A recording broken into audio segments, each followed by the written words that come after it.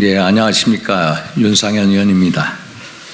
아시다시피 현 윤석열 정부는 이재명 대표 관련 대장동 사건, 성남FC 후원금 의혹 사건, 또 서해 공무원 피격 사건 등 지난 정부에서 덮었던 혹은 저질렀던 과오를 하나하나 밝혀내 가고 있습니다. 하지만 문재인 정부의 불법 행위들을 밝혀내는 것은 이제 시작에 불과합니다. 저는 문재인 전 대통령 한 사람에 의해 대한민국이라는 국가와 구성원 개개인이 어디까지 무너지고 고통받고 진실이 감춰지는지를 처절히 보아왔습니다. 그리고 이 자리에 그런 경험을 직접 체험하신 분이 나와 계십니다. 이 자리에 계신 신혜선 회장님은 문재인 정부와 그 측근들이 대통령이 되기 위해 그리고 되고 나서 어떠한 짓을 했는지 뼈저리게 겪었습니다. 그동안 신 회장님이 언론을 통해 수사기관에 여러 차례 억울함을 호소했지만 문재인 정부의 공권력은 이 사건을 덮기에 급급했습니다.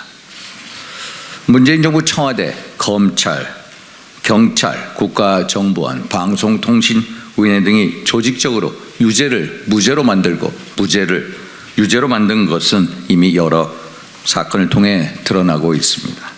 이 사건은 정권과 금융 권력이 손잡고 어떻게 죄 없는 국민의 모든 것을 빼앗았는지를 명명백백하게 보여주고 있습니다. 우리들 병원 불법 대출 의혹 사건은 이미 많은 언론 보도를 통해 보도가 됐습니다만 문재인 정부 검찰이 면죄부를 줬고 현 정부의 검찰도 미적거리고 있었습니다. 이 사건은 문재인 전 대통령이 치렀던 두 번의 대선과 연관이 깊습니다. 특히 처음 대출이 이루어진 2012년은 대선 경선이 본격화되기 전입니다. 이후 대출된 자금주 120억 원의 용처가 미스테리라는 것이 언론을 통해 수차례 의혹이 제기된 바 있습니다. 그리고 대출 관련 송사가 시작이 되자 2012년 당시 문재인 캠프 법률 멘토였던 신현수 변호사가 직접 이 사건을 맡아 더 이상 확대되지 않도록 막았다는 의혹도 나왔습니다. 그리고 한동안 잠잠하다가 2017년 전후로는 양정철 전 민주연구원 원장, 청경득 비서관, 정재호 전 의원 등 문재인 정부 실세들이 투루 나서서 신혜선 회장님을 회유하였습니다. 양정철 원장은 신 회장에게 금융감독원 원장이 바뀌면 알아보겠다는 말을 직접 하기도 했다고 합니다. 왜 하필 2012년과 2017년 두 번이나 정확히 대선을 목전에 두고 이런 일이 일어났을까요? 언론이 제기하듯이 이것이 대선 자금과 관련된 것이 아니지 강한 의혹이 드는 것이 사실입니다. 저 윤상현은 문재인 정부가 어떻게 이 사건을 감췄고 궁극적으로 감출 수밖에 없었는지를 하나하나 밝혀나갈 생각입니다.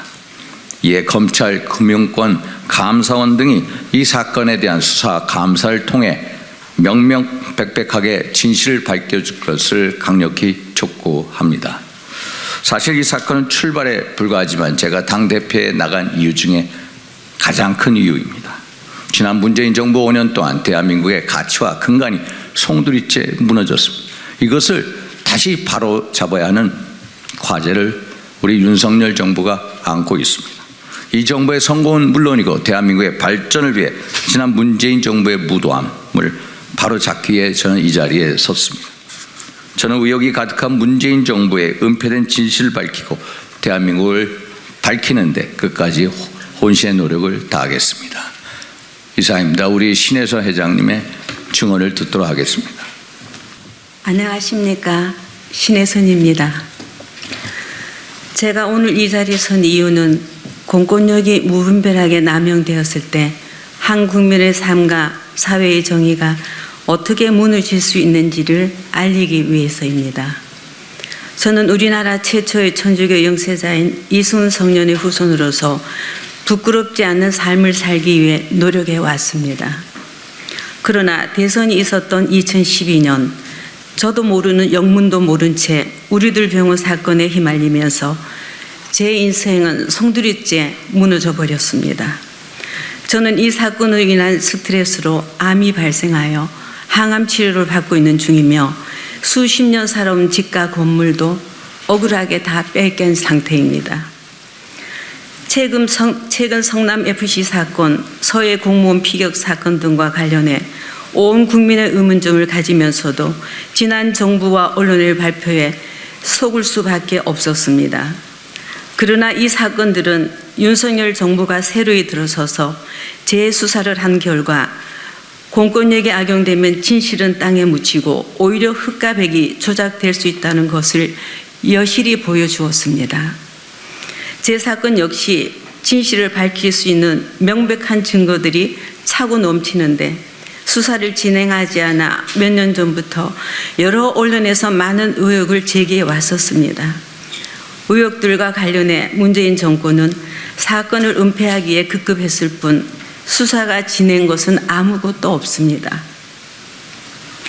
저는 윤석열 정부가 지난 정권에서 벌어진 부패를 척결하고 정의와 상식이 통하는 나라를 만들 것이라 기대하고 있습니다. 다행히도 새로운 정부가 들어서면서 제 사건은 2022년 4월 29일 재수사 명령이 떨어져 5월 6일 통보를 받았고 얼마 전 재수사가 시작되었습니다. 저는 오직 잘못된 것을 바로잡겠다는 결심으로 이 자리에 선 만큼 이 사건에 대한 팩트를 설명하고 합리적 의혹에 대한 철저한 수사를 촉구합니다.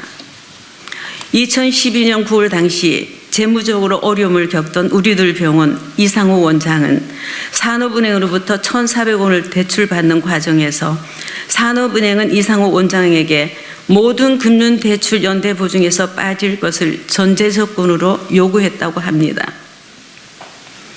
저의 동의 없이 신한은행이 이상호 원장을 연대보증에서 해지해주는 과정에서 이미 대부분에서 유죄가 확정된 사금융 알선은 차치하더라도 사문서 위조, 컴퓨터 위조 등의 불법 행위에 대해서는 이제는 철저한 조사가 이루어져야 합니다.